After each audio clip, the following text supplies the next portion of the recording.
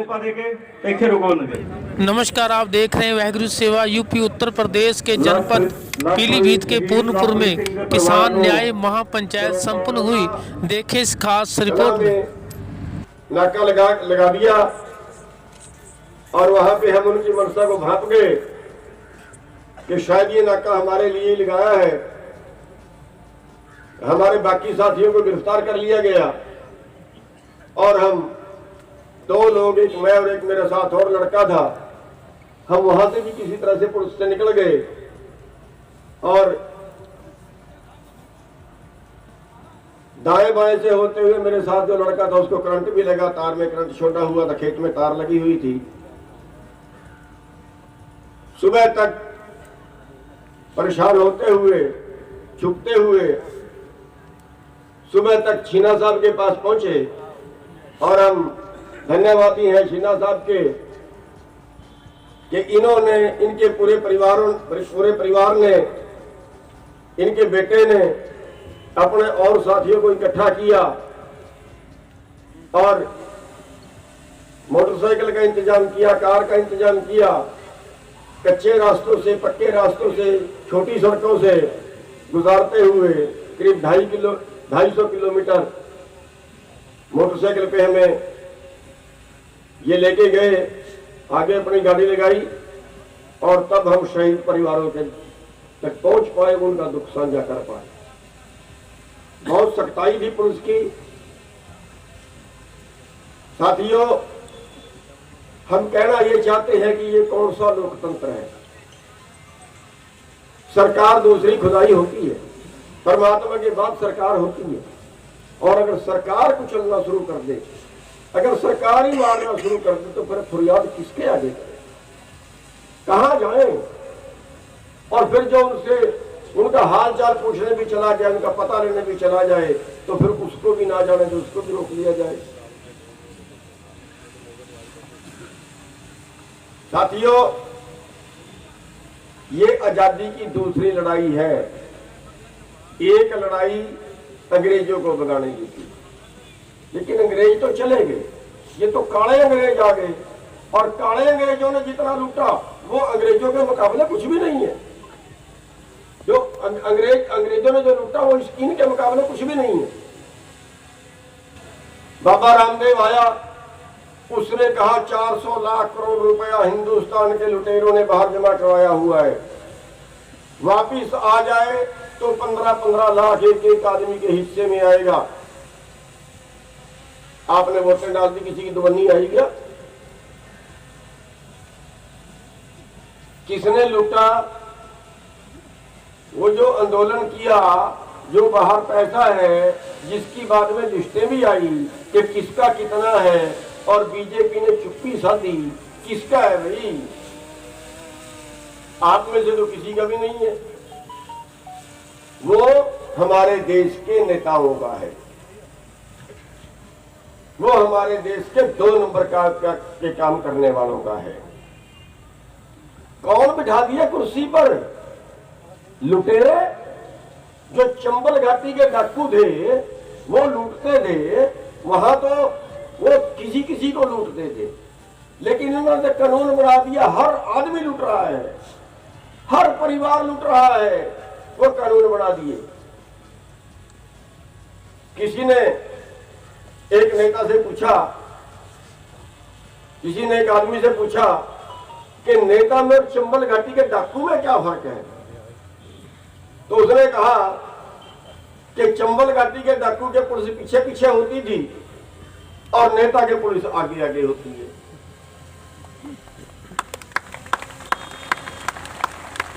लुटेरे दोनों, एक लुटेरा, एक महालुटेरा। अरे क्या गुंडा कर दिया यार, कोई बोले तो उसको कुचल दो। आंदोलनकारियों को, देशभक्तों को किसके लिए आंदोलन कर रहे हैं? हम कोई अमेरिका के लिए आंदोलन कर रहे हैं, कोई हम पाकिस्तान के लिए आंदोलन कर रहे हैं। हम आंदोलन कर रहे हैं हिंदुस्तान के लिए, जो हिंदुस्तान को लूट कर बाहर बचा रहे हैं, उसके लिए। क्या मांग रहे हैं हम? ये कानून किसके लिए बनाए गए? किसने बनवाए? WTO लागू हुआ, उसमें पहली शर्त है कि किसी देश की सरकार अपने देश के किसानों को वर्ल्ड मार्केट से ज्यादा भाव नहीं दे सकती। किसने बनवाया? अमेरिका ने बनवाया। किसने WTO के लिए हिंदुस्तान की सरकार पे दबाव दिया? अमेरिका जैसे देशों ने दिया। वहां जमीन ज्यादा है, आदमी कम है, 20-20 हजार एकड़ एक आदमी के पास है। वहां पे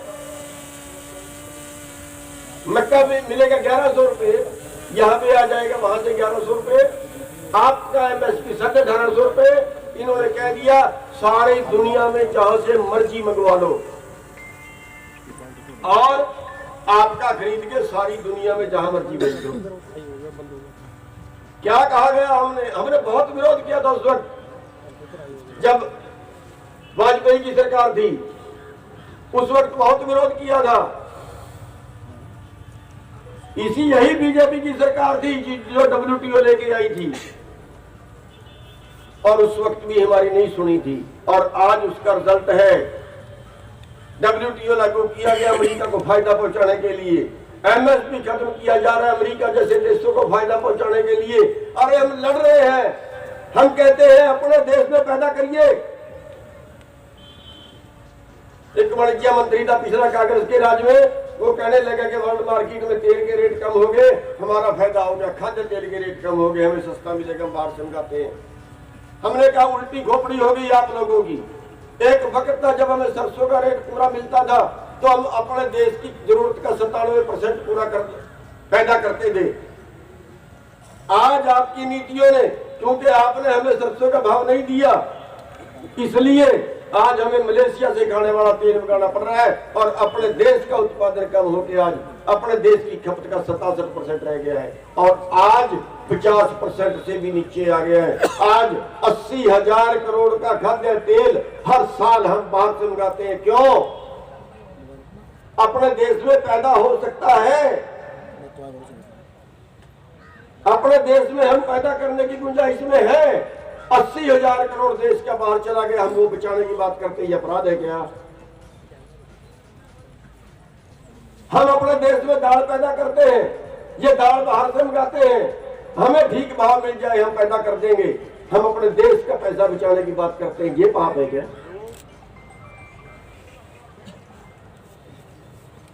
अरे देशभक्त लोग आंदोलन कर रहे हैं और देशद्रोहियों का कब्जा है देश के ऊपर।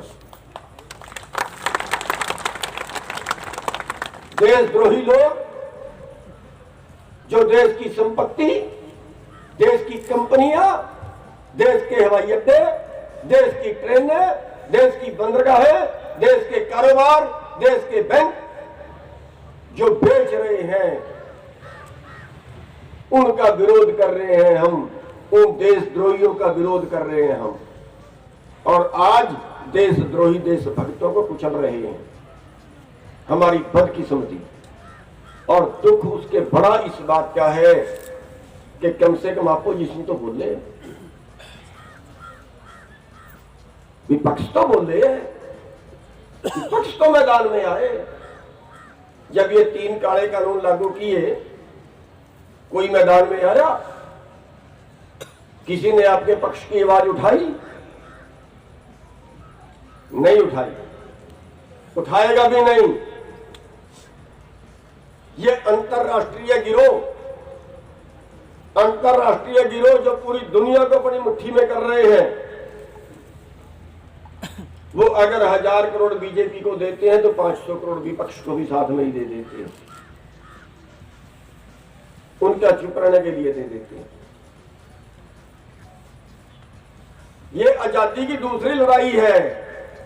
कहां थे और कहां पहुंच गए। 1970 में आप 2.5 क्विंटल गेहूं का 1 तोड़ा सोना खरीद लेते थे। आज आपको 1 तोड़ा सोना खरीदना पड़ेगा तो 25 क्विंटल गेहूं बेचनी पड़ेगी। हरियाणा पंजाब में 25 क्विंटल बेचनी पड़ेगी, यहां तो 30 में भी नहीं आएगा। क्या मांग लिया हमने? न्यूनतम समर्थन मूल्य, न्यूनतम। आपकी धान की 1200। अरे आपकी लड़ाई तो और ज्यादा है भाई। उत्तर प्रदेश की, बिहार की लड़ाई तो और ज्यादा है। यहां 1200 बिकी। एक आंकड़ा सामने आया कि पिछले 15 साल के अंदर देश के किसानों का 45 लाख करोड़ रुपया एमएसपी से कम मिला है किसानों को। जितना मिलना चाहिए था उससे 45 लाख करोड़ कम मिला है पिछले 15 सालों में। अगर वो 45 लाख करोड़ आपको मिलता है, न्यूनतम मांग रहे हैं, लागत पे नहीं, कम से कम जो सरकार ने तय किया, लागत पे नहीं। पिछले साल गेहूं की लागत हरियाणा में एग्रीकल्चर डिपार्टमेंट की, कृषि विभाग की 2200 रुपए पर क्विंटल है और सरकार का रेट एमएसपी 1925 रुपए था। 1925 भी नहीं मिला। आज आप गेहूं बेचिए बाजार में 1600 रुपए में बिकेगी। जो न्यूनतम से कम मिला पिछले 15 साल में वो 45 लाख करोड़ है। सर्वे है, मेरी रिपोर्ट नहीं है। अगर वो 45 लाख करोड़ रुपया देश के किसानों की जेब में आ गया होता तो पिछले साल में, पिछले 20 साल में जो 3.5-4 लाख किसान आत्महत्या कर चुके हैं कर्जे से दबके, क्या वो आत्महत्या करते? उत्तर प्रदेश के अंदर दीवार पे लिखा देखा है 15,000 रुपए का ये किसान, ये गांव 15,000 रुपए का हमारी सोसाइटी का डिफॉल्टर है। अरे डूब के मर जाएं। 15,000 रुपए का और 15,000 करोड़, 15,000 करोड़ का जो डिफॉल्टर है, आज तक एक भी आदमी को जेल हुई हो, एक भी आदमी फांसी खा के मरा हो तो बता दीजिए क्यों? किसका है देश? उन पूंजीपतियों के बाप का है। उन्होंने बनाया था देश को, उन्होंने आजाद कराया था देश को, उन्होंने आजाद रखा था देश को। उनके बेटे सीमा पे शहीद हुए थे क्या? उनके बाप का है क्या देश? वो हमारे देश को खरीद के ले जाएं, हमारे देश को लूट के ले जाएं। अरे पूरे देश के किसानों पे 8 लाख करोड़ का कर्जा है।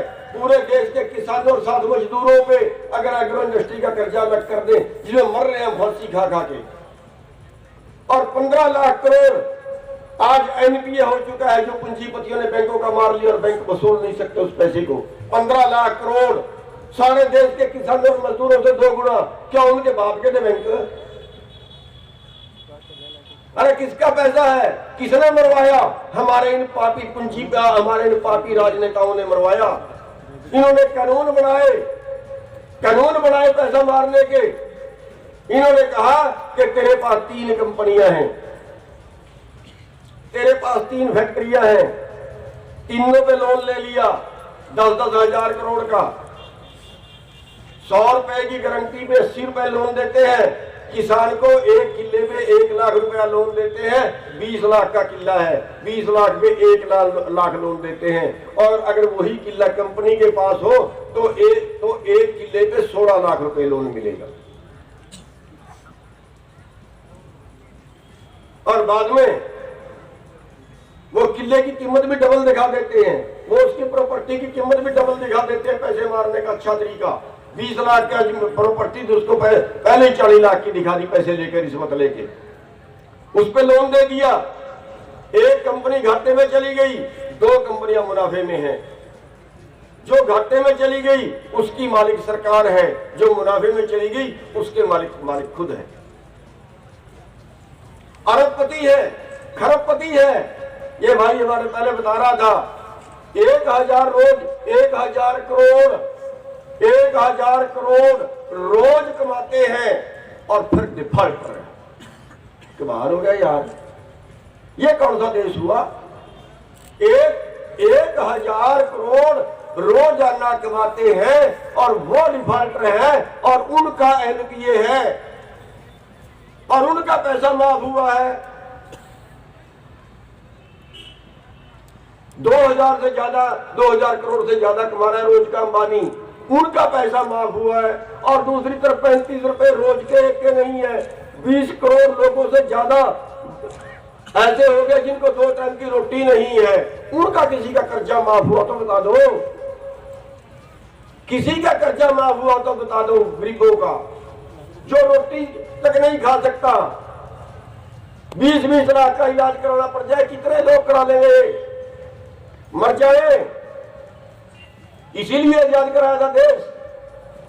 और अगर एक अरबपति मंत्री का कोई परिवार से कोई बीमार हो और अमेरिका में जाके इलाज कराए और उस पे 5 करोड़ रुपया भी लगे तो सरकार के खजाने से जाएगी पेमेंट। क्यों? उनके लिए बनाया था देश, उन्होंने अपने बेटे मरवाए थे सीमा पे। ये आजादी की दूसरी लड़ाई है, इतनी आसानी से नहीं जीती जाएगी। फिर जब हम जिक्र करते हैं, हमारे बहुत से लोग, हमारे मोर्चे वाले हमारे विरुद्ध हो जाते हैं, बहुत से लोग भी उल्टा पुल्टा बोलते हैं। अरे भाई रास्ता क्या है आपके पास? आपके पास देश को बचाने का रास्ता तो बता दीजिए। आंदोलन करोगे तो कुचल दिए जाओगे। 750 लोग मर गए सड़कों में बैठे, कौन वारिस है उनका? 700 लोग बैठे सड़कों में मर गए, 100 से सड़कों में बैठे हैं, किसी ने पूछा? नहीं पूछा। किसने नहीं पूछा? उन लोगों ने नहीं पूछा जो आपने ताकत दी, जिन लोगों को, जो आपने चुन के भेजे, जो आपने बना के भेजे, उन लोगों ने आपको नहीं पूछा। तो फिर रास्ता क्या है? अरे उत्तर प्रदेश के अंदर जमीन के मालिकों की 8.5 करोड़ वोट है, जमीन के मालिकों की, और 3.5 करोड़ से सरकार बनी है। 2 बार सरकार बना सकता उत्तर प्रदेश का किसान। और झोली फैलाए खड़े हैं कि आगे हम इनके तलवे चाटते हैं जब हमारे दरवाजे पे आते हैं। कौन बचाएगा देश को? देश को बचाने के 2 ही तरीके हैं, एक आंदोलन और दूसरा इनसे सत्ता छीन लो।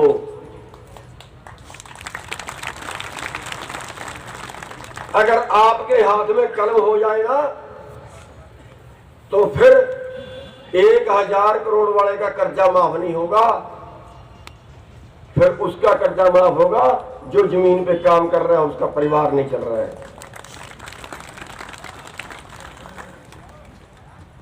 हमारे अपराधी हैं ये राजनेता, हमारे मुजरिम हैं ये राजनेता, जिन्होंने हमें मरने के लिए मजबूर कर दिया।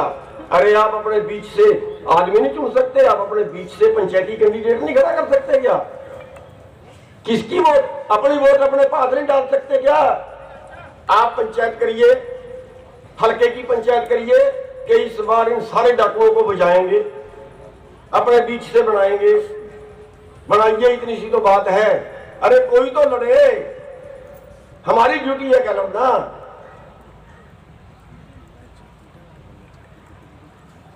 हम तो अपने शौक में, अपने दर्द में लड़ रहे हैं।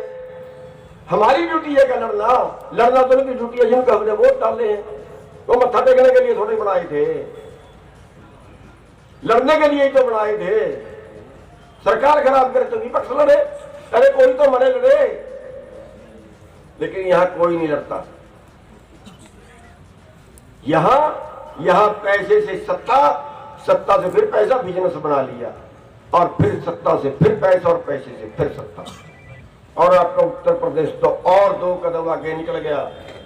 इसके आगे निकल गया गुंडागर्दी से सत्ता, और सत्ता से गुंडागर्दी।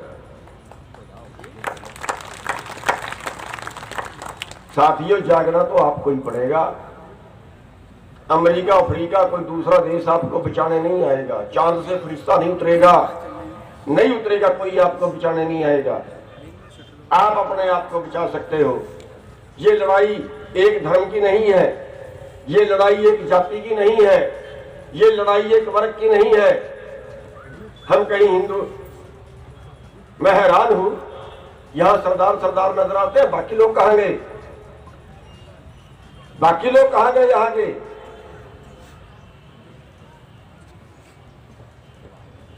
क्या उनके पेट की लड़ाई नहीं है? ये सबके पेट की लड़ाई है। सबको जोड़िए, सब आए। धर्म युद्ध है, धर्म युद्ध है, भूखों को बचाने का, गरीबी से बचाने का युद्ध है। याद रखिए, याद रखिए, अगर ये कानून लागू हो गए ना, और अगर हम ये आंदोलन हार गए ना, तो फिर याद रखिए सारी जमीनें जाएंगी, कोई रोकने वाला नहीं है। सारा रोजगार जाएगा, कोई रोकने वाला नहीं है। किसान किसान नहीं, इनसे जुड़े टोटल के टोटल लोग, यहां तक कि ट्रैक्टर की रिपेयर करने वाला मिस्त्री भी भूखा मरेगा, उसका स्पेयर पार्ट की दुकान करने वाला भी भूखा मरेगा, खेती के औजार बनाने वाला भी भूखा मरेगा, खेती का मजदूर भी भूखा मरेगा, खेती का व्यापारी भी भूखा मरेगा, खाद बीज दवाइयों वाले भी भूखे मरेंगे। सबका कारोबार बंद होगा। और अगर सबका कारोबार बंद होगा तो फिर आप भीख के ऊपर जिंदे रहोगे। पहले भूख देंगे, फिर आपको भीख देंगे। 5-5 किलो अनाज दोगे, सम्मान बचेगा आपका क्या? अरे आपकी अणख बचेगी क्या? 5-5 किलो अनाज लेने के लिए लाइन में लगेंगे तो आपकी अणख बचेगी क्या? 2-2 हजार रुपए हमारे खाते में डालेंगे, हम भिखारियों की तरह इनको वोट डालेंगे। और कितनी कुर्बानियां होंगी हमें नहीं पता, लेकिन मेरी बेनती है कि और लोगों को जोड़िए, सभी धर्मों को, सभी जातियों का आंदोलन है, केवल किसानों का नहीं है। सभी को जोड़िए अगर इस देश को बचाना है। दूसरा रास्ता नहीं है हमारे पास, कोई रास्ता नहीं है। और चुनाव के अंदर अगर आप अपने बीच से खड़ा कर लो, मेरा ज्यादा यहाँ पे जोर नहीं है, कुछ कर नहीं सकते, जितनी ऊपर वाले ने ताकत दी है उसी से लड़ सकते हैं, उसके ज्यादा हमारे बस की नहीं है। लेकिन इलाज सबसे बढ़िया है अगर आप कर सकते हैं। तो साथियों, हमें दोनों तरफ सोचना है। एक, हम अपनी वोट की चोट से कैसे अपनी बात मनवा सकते हैं, और दूसरा, हम अपनी एकता की चोट से कितनी अपनी बात मनवा सकते हैं। बस दोनों चीजें हमारे पास हैं और उनका हमें बिल्कुल सदुपयोग करना चाहिए। आपने हमारी बात सुनी, हम एक बार शहीदों के चरणों में फिर नमन करते हैं। हाँ, इसके साथ हम एक चेतावनी भी सरकार को देते हैं कि सरकार ने जो वादा किया था ना, जो हमारे नोटिस में आया, मैं मौके पे नहीं था, पहुंच नहीं पाया था, मैंने आपको बताया, लेकिन जो उन्होंने वादा किया था वो ये किया था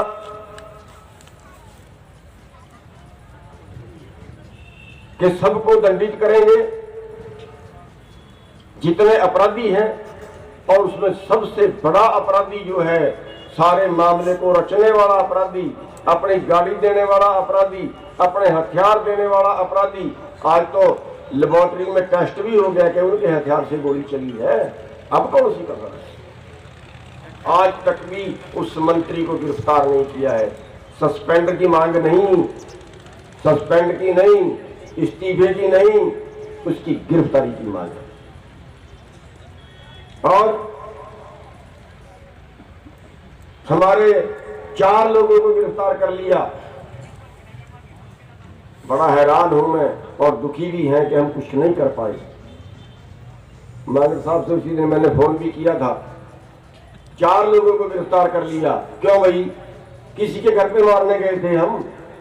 हमें कोई जीप चढ़ा के कुचल के मारेगा तो फिर उसको बाड़ा पै जाएगा कोई आगे से। ये स्वाभाविक है, प्राकृतिक है। किसी को घर पे मारने गए, हमने तो किसी को फूल भी नहीं मारा। किसी के घर पे हमला करने गए क्या? और उस दिन का वादा किया था उन्होंने कि किसी किसान पे मुकदमा दर्ज नहीं होगा, और आज उन 4 किसानों को गिरफ्तार कर लिया। और शायद उसके आगे भी करने की जरूरत करें। शायद आज की पंचायत की वजह से टले हुए थे, शायद 22 तक की पंचायत की वजह से और भी टल जाएं, लेकिन हमें एक फैसला लेना पड़ेगा। एक फैसला लेना पड़ेगा कि अगर उन किसानों को गिरफ्तार करते हैं ना, ये तो वीडियो देखेंगे, फोटो देखेंगे, हमारे 100 लोगों को उठा के अंदर डालेंगे, 50 लोगों को उठा के अंदर डालेंगे, ये मांगने का भी नंबर पड़ने वाला है। और फिर हम कहेंगे कि ठीक है तुम हमारे छोड़ दो, हम तुम्हारे छोड़ दो, यहां पे फैसला होगा। इसलिए दबाव बनाने के लिए कि उनके लोगों को, मंत्री के बेटे को सजा ना हो, मंत्री के गुंडों को सजा ना हो, मंत्री को सजा ना हो, इसलिए दबाव में किसान फैसला करेंगे कि इनके लोगों को अरेस्ट कर लिया जाए। तो साथियों, हमें ये फैसला लेना पड़ेगा। हमारी तरफ से चेतावनी भी मान ले सरकार कि कहीं हमें ये कदम ना उठाना पड़े कि फिर इनका कसूर नहीं है। ये तो जितने हमारे किसान भाई हैं सभी का कसूर है। अगर दोषी है, अगर अपराधी है, तो फिर हम सभी अपराधी हैं, और अगर सभी अपराधी हैं फिर हमें सभी को जेल में ले चलिए, फिर हम सभी जेल में जाने के लिए तैयार हैं। हमें ये फैसला लेना पड़े, उसके पहले सरकार मान जाए, किसी और को गिरफ्तार करने की हिम्मत ना करे, और जो गिरफ्तार किए हैं उनको छोड़ दे, और जो मंत्री हैं उनको गिरफ्तार करे। इन्हीं मांगों के साथ आपसे माफी चाहेंगे। आप बहुत समय से आप बैठे हो, आपने हमारी बात को ध्यान से सुना, आप सभी का बहुत बहुत धन्यवाद।